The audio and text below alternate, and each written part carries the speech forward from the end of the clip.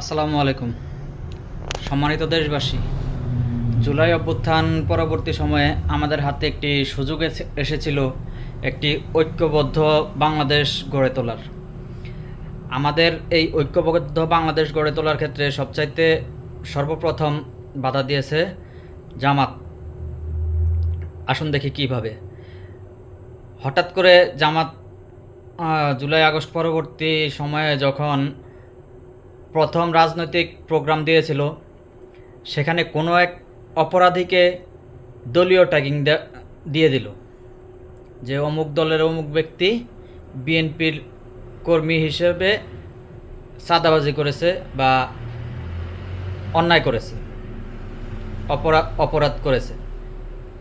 এই যে ট্যাগিংটা দিল, এই ট্যাগিং দেওয়াতে বিএনপির যতটুকু ক্ষতি হয়েছে তার সাথে হাজার গুণ বেশি ক্ষতি হয়েছে রাষ্ট্রের। কিভাবে বলেন তো?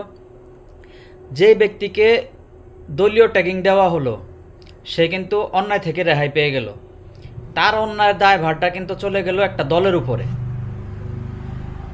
এখন ওই দল থেকে তাকে বহিষ্কার করা হলো, কিন্তু তারপরেও তার উপরে আইন প্রয়োগ করবে না আইন প্রয়োগকারী সংস্থা। কারণ কি? তার একটা দলীয় প্রভাব আছে। কিন্তু আমাদের উচিত ছিল যে অপরাধ করেছে তাকে অপরাধী হিসাবে তার বিচার চাওয়া, সে যেই হোক। একেবারে তারেক রহমান থেকে শুরু করে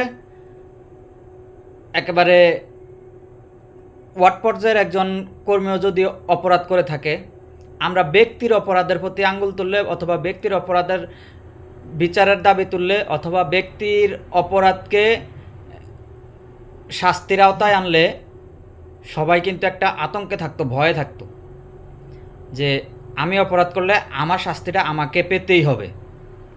তখন কিন্তু মানুষ অন্যায় অপরাধ করতে পারতো না বা ভয় পেত, অন্যায় অপরাধ করতে ভয় পেত। এখন কিন্তু এই বিভাজনটা তৈরি করাতে অপরাধীরা মানে একেবারে খোল্লাভাবে অপরাধ করে যাচ্ছে। সেটা শুধু বিএনপির ভিতরে না, এখন বিএনপি নিয়ন্ত্রণ হয়ে গেছে। বিএনপির নিজেদের প্রায় 7-8 হাজারের নেতাকর্মীকে বহিষ্কার করে দলকে নিয়ন্ত্রণের মধ্যে নিয়ে আসছে। কিন্তু এখন এই অন্যায় অপরাধের প্রবণতা এটা মহামারী আকারে ছড়িয়ে পড়েছে জামাত, এনসিপি সহ বিভিন্ন রাজনৈতিক দলগুলোর মধ্যে। অথচ এই অপরাধগুলো সংগঠিত হতো না যদি আমরা অপরাধীকে শুধুমাত্র ব্যক্তিগতভাবে অপরাধীকে শাস্তির আওতায় নিয়ে আসতে পারতাম, বা অপরাধীকে আমরা যদি শাস্তি